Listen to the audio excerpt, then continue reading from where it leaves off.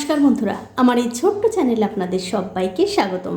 ডিমের একঘেয়েমি ঝাল ঝোল বাদ দিয়ে শুধুমাত্র একদিন এইভাবে ডিম কষা রান্না করে খেয়ে দেখুন। আশা করি এই ডিম কষা রান্না করে খাওয়ার পর আপনাদের ভালো লাগবেই লাগবে। তো বন্ধুরা, ডিম কষা রান্না করার জন্য দেখতে পাচ্ছেন এখানে আমি কিছু ডিম সেদ্ধ করে খোসা ছাড়িয়ে হালকা করে একটু ডিমের গায়ে কেটে নিয়েছি। তার সাথে নিয়েছি দুটো টমেটো, পেঁয়াজ আর একটুখানি মটরশুঁটি, আদা, রসুন বাটা। এখন একটা কড়াইতে দিয়ে দিচ্ছি সাদা তেল। কিছুক্ষণ পর যখন দেখবেন তেলটা হালকা একটু গরম হয়ে গেছে, তখন এর মধ্যে দিতে হবে একটুখানি নুন, একটু হলুদের গুঁড়ো আর দিয়ে দেবো একটু লঙ্কার গুঁড়ো। এবারে তেলের সঙ্গে সব মশলা ভালো করে মিশিয়ে দিয়ে এর মধ্যে দিতে হবে ডিম। এবারে ডিমগুলো উল্টে পাল্টে তেলের মধ্যে খুব ভালো করে ভেজে নিতে হবে। দেখুন, ডিম কিন্তু খুব ভালো করে ভাজা হয়ে গেছে। এখন এই ডিমগুলো আমি তুলে নিচ্ছি।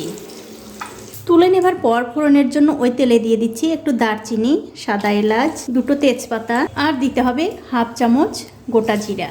এবারে তেলের সঙ্গে ফোড়নগুলো খুব ভালো করে ভেজে নিয়ে যখন দেখবেন ফোড়ন থেকে খুব সুন্দর একটা মিষ্টি গন্ধ বেরোচ্ছে, তখন এর মধ্যে দিয়ে দিচ্ছি 1 চামচ আদা রসুন বাটা। এবারে গ্যাসের ফ্লেমটা একদম লোতে রেখে আদা রসুনটা তেলের সঙ্গে একটু ভেজে নিতে হবে। দেখুন, আদা রসুন কিন্তু তেলের সঙ্গে আমি একটুখানি হালকা করে ভেজে নিয়েছি। এবারে এর মধ্যে দিয়ে দেব আগে থেকে কেটে রাখা সেই পেঁয়াজ। পেঁয়াজ কিন্তু বন্ধুরা একটু বেশিই লাগবে, তার কারণ হচ্ছে এই ডিম কষাটা শুধু পেঁয়াজ দিয়েই রান্না হবে। এবারে আদা রসুনের সঙ্গে পেঁয়াজগুলো ভালো করে মিশিয়ে দিয়ে পেঁয়াজগুলো যতক্ষণ না একটু হালকা লাল লাল হয়ে ভাজা হচ্ছে ততক্ষণ কিন্তু ভেজে নিতে হবে। আর পেঁয়াজগুলো যখন ভাজবেন তখন কিন্তু অবশ্যই একটু নুন দিয়ে দেবেন, তাহলে কি হবে, এই পেঁয়াজগুলো খুব তাড়াতাড়ি নরম হয়ে যাবে।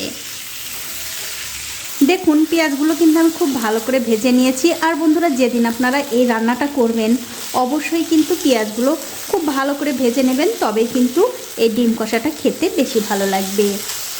এখন আমি এর মধ্যে দিয়ে দিচ্ছি হলুদের গুঁড়ো, হাফ চামচ জিরার গুঁড়ো, হাফ চামচ ধনিয়ার গুঁড়ো আর দিয়ে দেব 1 চামচ লঙ্কার গুঁড়ো। এবারে এর মধ্যে সামান্য একটু মশলা বাটা জল দিয়ে আবারও খুব ভালো করে কষিয়ে নিতে হবে। তার বন্ধু খুব একটা বেশি সময় কষানোর দরকার নেই, 2 থেকে 3 মিনিট কষালেই কিন্তু হয়ে যাবে। দেখুন, 2-3 মিনিট সময় ধরে এই মশলা কিন্তু আমি খুব ভালো করে কষিয়ে নিয়েছি। এখন এর মধ্যে দিয়ে দিচ্ছি টমেটো বাটা।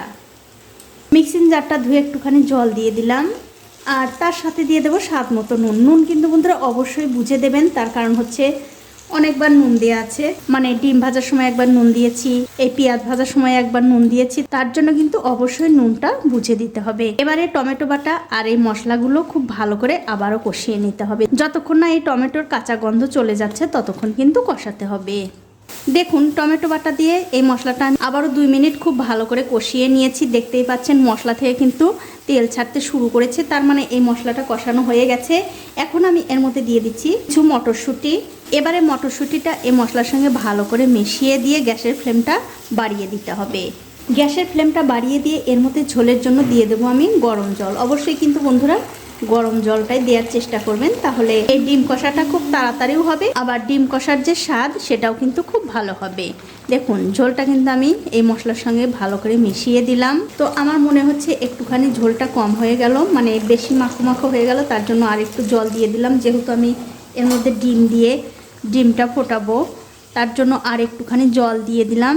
এবারে জলটা আবারও খুব ভালো করে মিশিয়ে দিয়ে যখন দেখবেন ঝোলটা ফুটে উঠেছে তখন এর মধ্যে দিতে হবে আগে থেকে ভিজে রাখা সেই ডিম। তারপর আবারও ডিমটা এই ঝোলের সঙ্গে ভালো করে মিশিয়ে দিয়ে এর মধ্যে দিয়ে দেবো সামান্য একটু চিনি। যেহেতু আমি টমেটো দিয়েছি তার জন্য একটুখানি চিনি দিয়ে দিলাম।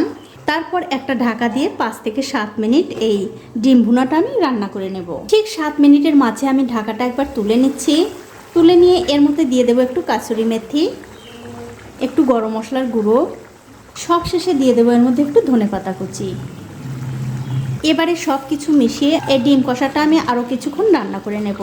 তবে বন্ধুরা অবশ্যই কিন্তু 7 মিনিটের মাঝে ঢাকাটা তুলে একটু নাড়াচাড়া করে দেবেন, তাছাড়া কিন্তু নিচে লেগে যেতে পারে। দেখুন, আমি কিন্তু সব কিছু আবারও মিশিয়ে দিলাম। তারপর ঢাকনা খুলে এই ডিম কষাটা আমি আরও কিছুক্ষণ রান্না করে নেব। তো এই দেখুন বন্ধুরা, এই ডিম কষা কিন্তু আমি 7 মিনিট খুব ভালো করে রান্না করে নিয়েছি। এর চেয়ে বেশি আর রান্না করার দরকার নেই, তার কারণ হচ্ছে এই যে দেখছেন গ্রেভিটা, এই গ্রেভিটা কিন্তু এরকম থাকবে না, আরও একটু শুকনো শুকনো হবে, মানে গামাখা গামাখা হবে যখন এই ডিম কষাটা ঠান্ডা হয়ে যাবে। এখন আমি গ্যাসের ফ্লেমটা বন্ধ করে দিয়ে আপনাদের একটু পরিবেশন করেও দেখাচ্ছি কতটা সুন্দর হয়েছে। দেখুন, অবশ্যই কিন্তু আপনারা এইভাবে একদিন ডিম ভুনা রান্না করে খেয়ে আমাকে কমেন্ট করে জানাতে ভুলবেন না আপনাদের কেমন লাগলো। আর এই ডিম কষা দিয়ে কিন্তু আপনারা ভাত, রুটি, লুচি, পরোটা সব কিছু খেতে পারবেন, সব কিছুর সঙ্গেই কিন্তু খেতে ভীষণ ভালো লাগে। তো বন্ধুরা, আজ এই পর্যন্তই, দেখা হবে অন্য কোনো নতুন ভিডিও নিয়ে।